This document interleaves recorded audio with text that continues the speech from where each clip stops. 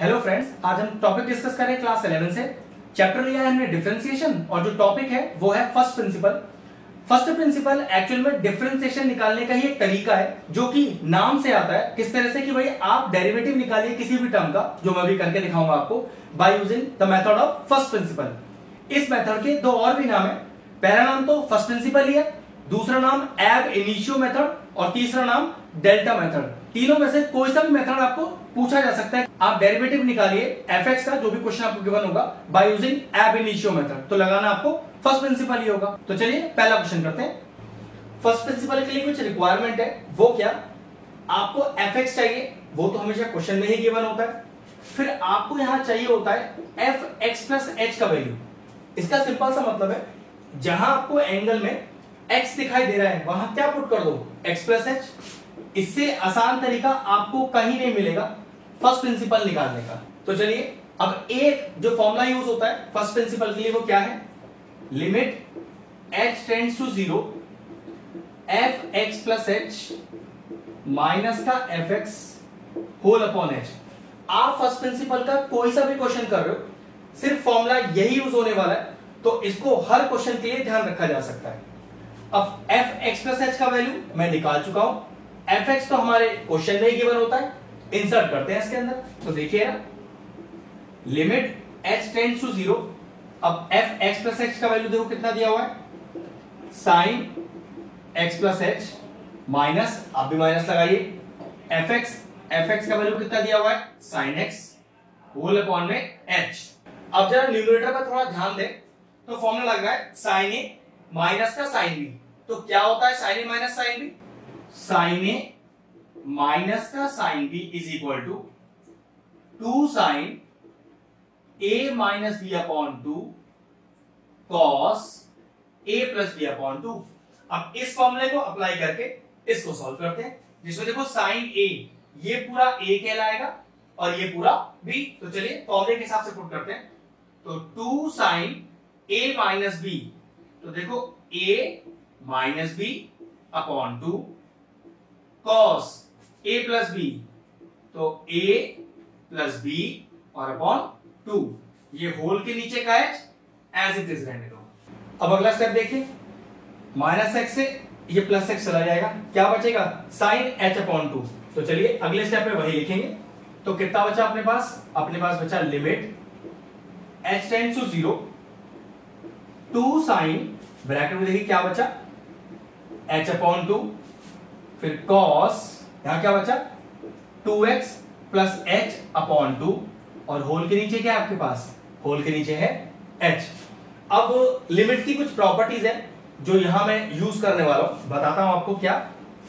एक प्रॉपर्टी है लिमिट की कि लिमिट अगर x टेंड्स टू 0 है तो sine of x upon x directly 1 हो जाएगा। कहने का सिंपल सा मतलब है कि अगर लिमिट x टेंड्स टू 0 है और साइन का एंगल भी x है, लेकिन वही एंगल अगर डायरेक्टली बेस में लिखा हो तो 1 लिख सकते हैं। अगर मैं इसी आइडेंटिटी को यूज करूं तो चेक करो, साइन का एंगल कितना है, h अपॉन 2।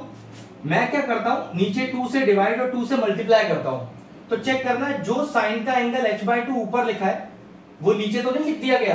बिल्कुल हाँ, लिख दिया गया। तो अगर ये लिमिट की प्रॉपर्टी लगाए तो उस नियम के हिसाब से ये तो कितना हो गया, ये 1 हो गया। अब देखो बचा क्या, लिमिट h टेंड्स टू 0, क्या बचा 2 बचा, कॉस, दोनों के नीचे 2 अलग अलग कर लो, तो ये कितना आएगा, x प्लस h अपॉन 2 आ जाएगा, और होल के नीचे कितना आएगा, भैया h/2 तो 1 हो गया ना इसके साथ, तो यहां कितना बचा, 2 बचा, वो नीचे मैंने लिख दिया। अब अगला स्टेप देखो, ये 2 से 2 कैंसिल हो गया, और क्या करते हैं, इस h टेंड्स टू 0 की वैल्यू को h में पुट कर देते हैं। और नियम ये कहता है कि जब भी आप लिमिट को इंसर्ट करते हैं तो लिमिट लिखना बंद कर देते हैं। तो चलिए, क्योंकि मैं इंसर्ट कर रहा हूं तो अगले स्टेप पे लिमिट नहीं लिखूंगा, और क्या वैल्यू पुट करूंगा, x प्लस 0 अपॉन 2। 0 अपॉन 2 0, और x प्लस 0 कितना आएगा, x प्लस 0 x ही आएगा। तो कितना आ गया, साइन x का derivative by using first principle cos x। वैसे भी तो साइन x का डेरिवेटिव cos x ही होता है, तो बस ये एक मेथड था जिसके थ्रू आपको साइन एक्स का डेरिवेटिव निकाला गया बाय यूजिंग फर्स्ट प्रिंसिपल, और जो किया है cos x। ये लीजिए क्वेश्चन फिनिश हुआ। चलिए एक नया क्वेश्चन बोर्ड पे लिख दिया है, मैंने लिखा है कि F X is equal to under root of sine X, और इसका डेरिवेटिव निकालते हैं। फर्स्ट क्वेश्चन में सिर्फ sin x का डेरिवेटिव था, इस बार क्या हो गया, sin x पर रूट भी लग गया है। तो देखो कैसे करेंगे, नियम बिल्कुल वही रहने वाला है जैसे हमने पहले क्वेश्चन में किया था। हमें दो चीजों का रिक्वायरमेंट होता है, क्या क्या, एक fx का और एक fx प्लस h का। क्योंकि fx तो आपका क्वेश्चन ही होता है, तो हमें क्या चाहिए, fx प्लस h चाहिए। तो जहां जहां क्वेश्चन में x लिखा हुआ है, यहां की बात कर रहा हूं, वहां क्या पुट कर दीजिए, x प्लस h। तो देखिए ये आ जाएगा under root of sine x plus h। अब मैंने आपको फर्स्ट क्वेश्चन में क्या बताया था कि फर्स्ट प्रिंसिपल से डेरिवेटिव निकालते समय सिर्फ एक ही फॉर्मूले का यूज किया जाता है, और वो क्या है कि limit h tends to 0 fx plus h minus का fx और होल अपॉन में h। मैंने आपको कहा भी था कि आप डेरिवेटिव किसी का भी निकाल रहे हो फर्स्ट प्रिंसिपल से, फॉर्मूला सिर्फ एक ही यूज होगा, ठीक है। चलिए इनकी वैल्यू इंसर्ट करते हैं। तो लिमिट h टेंड्स टू 0, चलिए डालिए fx प्लस h का वैल्यू जो कि क्या है, under root of sine x plus h minus under root of sine x whole upon h। अब जब आपके न्यूमरेटर में या डिनोमिनेटर में, दोनों जगह फंडा लग सकता है जो बताने वाला हूं, जब आपके न्यूमरेटर में दो टर्म्स हो, अब उन टर्म्स के बीच में प्लस या माइनस इससे फर्क नहीं पड़ेगा, ठीक है।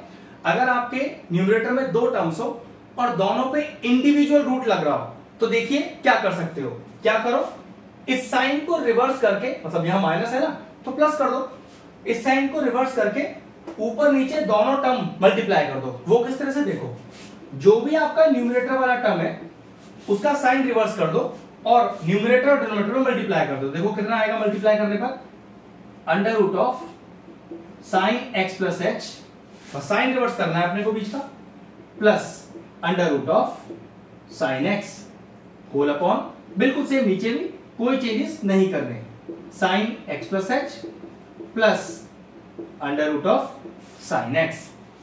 ये आप तभी कर सकते हो जब न्यूमरेटर या डिनोमिनेटर दोनों की बात चल रही है, कहीं पर भी ऐसा हो सकता है, इवन अगर दोनों में है तो दोनों में भी ऐसा हो सकता है, ठीक है। यहां तो सिर्फ न्यूमरेटर में ही इंडिविजुअल रूट्स है, तो इस तरह से मल्टीप्लाई किया जा सकता है। तो क्या लिखेंगे कि multiplying the numerator and denominator by किससे, under root of sine x plus H plus under root of sine x, इस तरह से। अब जरा न्यूमरेटर को अगर चेक करें तो देखो किसी तरह की कोई आइडेंटिटी तो नहीं लग रही, चेक कर लेते हैं, a minus B, a plus B, तो हाँ आइडेंटिटी तो होती है, क्या, a plus B into a minus B is equal to a square minus B square. छोटी क्लास में सीखी होगी आपने, जिसमें a किसको रिप्रेजेंट कर रहा है, इस पूरे को, और b किसको रिप्रेजेंट कर रहा है, इस पूरे को। तो चलिए लगाते हैं, तो under root of sine x plus H का होल स्क्वायर, ए स्क्वायर है ना वहां पर, तो ए स्क्वायर, जिसको ए हमने ये माना है, माइनस का बी स्क्वायर, तो बी कितना हो गया, under root of sine X और उसका whole square whole upon, denominator में कोई चेंज नहीं, ये वाला एग्जैक्टली यहां आ जाएगा और ये वाला टर्म एग्जैक्टली यहां आ जाएगा। तो देखो कितना आएगा, ये आएगा h into under root of sine x plus H plus under root of sine X. अब जरा नेक्स्ट स्टेप क्या आएगा, देखो रूट पर स्क्वायर लग रहा है, रूट पर स्क्वायर लग रहा है, तो नियम क्या कहता है, रूट भी गया स्क्वायर भी गया, ये भी आपका छोटी क्लासेस का ही सारा पार्ट है। तो लिमिट h टेंड्स टू 0, तो रूट गया और स्क्वायर गया, तो क्या बचा, ये बचा साइन x प्लस एच, यहां कितना बचा, माइनस ऑफ साइन एक्स। क्यों, रूट यहां पर भी लग रहा है, स्क्वायर यहां पर भी लग रहा है, डिनोमिनेटर में अब भी कोई चेंज नहीं, वो आप एज इट इज लिखोगे, under root of sine x plus H plus under root of sine X. अब जरा न्यूमरेटर चेक कर सकते हो क्या लग रहा है, लास्ट क्वेश्चन में भी लगा था ऐसा, साइन ए माइनस का साइन बी। अब आइडेंटिटी क्या होती है बताई भी थी मैंने आपको, फिर से बताता हूं, साइन ए माइनस का sine B is equal to 2 sine A minus B upon 2 cos A plus B upon 2। बस आइडेंटिटीज ऐसी चीज है जो आपको याद रखनी पड़ेगी, क्योंकि बिना आइडेंटिटी के तो ये क्वेश्चन बड़े मुश्किल हो जाएंगे। अगला स्टेप क्या आएगा फिर, तो चलिए लगाते हैं अपनी आइडेंटिटी जो हमने अभी लिखी है। तो आइडेंटिटी क्या है, sine A minus sine B, formula क्या लिखा हमने, 2 sine A minus B upon 2 cos A plus B और अपॉन 2। होल अपॉन डिनोमिनेटर में अभी भी कोई चेंज नहीं, वो जैसा लिखा हुआ था उसे वैसा लिख दीजिए। तो h into under root of sine x plus H plus under root of sine x। अब जरा नेक्स्ट स्टेप देखो, क्या x से ही x चला गया? हाँ बिल्कुल चला गया। तो कितना बचेगा? Limit s tends to 0 two sine h upon 2, यहां देखिए कितना आ गया, cos 2x plus h upon 2 whole upon denominator में फिर कोई चेंज नहीं, वो एज इट इज लिखा जाएगा। तो s तो बाहर ही हो गया और अंडर रूट के अंदर आया साइन का x plus H plus under root of sine x। अब जो तरीका हम लिमिट्स का यूज करेंगे वो हमने लास्ट क्वेश्चन में भी किया था। देखिए क्या, कि जो साइन का एंगल हो अगर वो एग्जैक्टली डिनोमिनेटर में लिखा हो तो 1 लिखा जा सकता है। अब साइन का एंगल कितना है अपने पास? h/2, लेकिन अपने पास तो h ही लिखा है ना, तो वही तरीका 2 से डिवाइड भी कर दिया, 2 से मल्टीप्लाई कर दिया उस नियम के हिसाब से। तो साइन h/2 अपॉन h/2 कितना हो गया? 1 हो गया। मैं प्रॉपर्टी फिर से लिख देता हूं, हमने यूज की थी limit x tends to 0 sine x upon x is equal to 1। मतलब जो साइन का एंगल है अगर वही एंगल डिनोमिनेटर में हो तो डायरेक्टली 1 लिख सकते हैं, बिल्कुल वही यूज कर रहे हैं। तो साइन का एंगल h/2, हमने h/2 नीचे बना लिया, अगले स्टेप पे इसे 1 लिख देंगे। तो कितना आ गया अपने पास? लिमिट s टेंड्स टू 0, तो ये वाला 2 ये 1 हो गया पूरा, cos ये 2 भी जो डिनोमिनेटर में है और न्यूमरेटर के दोनों टर्म के साथ अलग अलग कर दिया, तो 2x अपॉन 2 x रह गया और प्लस में कितना आएगा? h अपॉन 2 होल अपॉन, अब ये 2 आएगा तो 2 लिख देते हैं। अब ये वाला 2 इससे कैंसिल हो सकता है, जो कि हम पिछले वाले स्टेप पे भी काट सकते थे, ठीक है। अब अगले स्टेप पे काट देंगे, तो under root of sine x plus H plus under root of sine x। चलिए ये 2 से 2 चला गया। अब इस h की वैल्यू को मैं न्यूमरेटर और डिनोमिनेटर दोनों में इंसर्ट कर देता हूं। और मैंने क्या बताया था कि जब हम लिमिट को इंसर्ट करते हैं तो लिमिट लिखना बंद कर देते हैं, क्योंकि मैं इसी स्टेप पे इंसर्ट करूंगा तो अब लिमिट नहीं लिखूंगा और जहां जहां h लिखा हुआ वहां क्या लिख दूंगा? 0 लिख दूंगा। तो cos x plus 0 upon 2 whole upon under root of sine x plus 0 plus under root of sine x। तो 0.2 तो 0 ही होता है और 0 प्लस x इज x, तो कितना आ गया न्यूमरेटर में? cos x, और नीचे कितना है देखो, x प्लस 0 फिर x ही होगा, तो under root of sine x plus under root of sine x, तो कितना हो गया? Twice of under root of sine x। और अगर आप रूट साइन x का डेरिवेटिव करो तो आपके पास यही आंसर आएगा। फर्स्ट प्रिंसिपल से भी यही आया, इसका मतलब ये हुआ कि हमारा जो सॉल्यूशन है वो बिल्कुल करेक्ट है। तो ये लीजिए क्वेश्चन भी फिनिश होता है। अब जो हमने फर्स्ट प्रिंसिपल से नेक्स्ट क्वेश्चन लिखा है उसमें रूट के अंदर सिर्फ एंगल है साइन का, मतलब फर्स्ट क्वेश्चन में सिंपल साइन x लिखा था, फिर सेकंड क्वेश्चन में रूट होल पर लगा हुआ था और इस बार रूट सिर्फ एंगल वाले पार्ट पर है। मतलब ये कुछ टाइप्स हैं, अगर मान लो साइन की जगह कॉस भी होता तो पैटर्न चेंज नहीं होता, क्वेश्चन का तरीका बिल्कुल सेम होता। चेंज क्या होता? बस एक चीज, आइडेंटिटी। जैसे आपने साइन ए माइनस साइन भी लगाई है तो वहां कॉस ए माइनस कॉस भी लग जाती, लेकिन करने का तरीका, करने का जो स्टेप है, जो बेस है बिल्कुल वो परफेक्ट रहता वही। तो ठीक है, अब इस क्वेश्चन को कैसे करें? अब तो नियम आपको पता ही है कि fx आपको पता है और हमें रिक्वायरमेंट किसकी होती है? fx प्लस h की। वो कैसे निकलता है कि भाई जहां जहां क्वेश्चन में आपके पास x लिखा है वहां हर जगह आप x प्लस h डाल दो। अब एक सिंगल फॉर्मूला ही है जो हम फर्स्ट प्रिंसिपल में यूज करते हैं, वो क्या? Limit h tends to 0 fx plus h minus का fx और होल अपॉन h। अब क्या करें? दोनों की वैल्यू इंसर्ट करते हैं, तो लिमिट s टेंड्स टू 0, तो कितना वैल्यू आ गया? ये आ गया साइन अंडर रूट में x प्लस एच माइनस का fx, जो कि आपका क्वेश्चन ही है वो तो, और होल के नीचे h। अब जैसे लास्ट क्वेश्चन में हमने बीच का साइन चेंज करके ऊपर नीचे मल्टीप्लाई डिवाइड किया था, यहां वो स्टेप नहीं कर सकते। वो क्यों? इंडिविजुअल टर्म पे होल रूट नहीं है। अगर पूरे पर रूट होता तो वही स्टेप लगता, क्योंकि यहां पर इंडिविजुअल टर्म पे रूट नहीं, उनके एंगल पे रूट है। तो सॉरी, आप ऊपर नीचे मल्टीप्लाई वाला स्टेप नहीं लगा सकते। तो फिर क्या लगाएं? सिंपल साइन ए माइनस का साइन बी, और वो फॉर्मूला तो हमने फर्स्ट क्वेश्चन में यूज किया था, क्या? साइन ए माइनस का sine B is equal to 2 sine A minus B upon 2 cos a plus B upon 2। बस इसी फॉर्मूले को इंसर्ट कर देंगे इस क्वेश्चन में। तो चलिए लगाते हैं। तो लिमिट s टेंड्स टू 0, लगाइए sine a minus sine b। तो 2 sine a root x plus H minus का रूट एक्स होल के नीचे 2, तो 2 sine a minus B upon 2 cos a, कितना है a root x plus H, और plus b कितना है रूट एक्स और होल के नीचे 2, और होल अपॉन h वो एज इट इज लिखते रहिए, कुछ नहीं करना उसका। अब लिमिट की प्रॉपर्टी जो हमने पीछे वाले क्वेश्चन में भी यूज की है, क्या कि साइन का जो एंगल हो, अगर वो एंगल एग्जैक्टली डिनोमिनेटर में हो तो आप 1 लिख सकते हो। तो चेक करो साइन का एंगल कितना है, ये पूरा साइन का एंगल है ना। अब नीचे तो कुछ नहीं लिखा ऐसा, तो क्या करो, कोई दिक्कत नहीं, पूरे एंगल को डिवाइड कर दो, मल्टीप्लाई कर दो। उससे स्टेप क्या होगा कि ये साइन वाला जो स्टेप है वो पूरा 1 हो जाएगा और बचा हुआ पार्ट छोटा सा रह जाएगा। और देखो जरा, तो फिर पूरा जितना भी एंगल है रूट में x plus H minus root x upon 2 divide भी किया और देखो यहां मल्टीप्लाई भी किया। सबसे आसान तरीका होता है, इससे गलती होने का चांस भी नहीं होगा आपके पास, और स्टेप भी याद रहेगा हमेशा कि जब भी साइन का एंगल आपके पास हो वो नीचे दिखता हो तो बहुत अच्छी बात है, 1 डायरेक्टली बन जाएगा। और अगर वही साइन का एंगल आपको डिनोमिनेटर में नहीं दिख रहा तो कुछ मत कीजिए, उस पूरे एंगल से डिवाइड और मल्टीप्लाई कर दीजिए।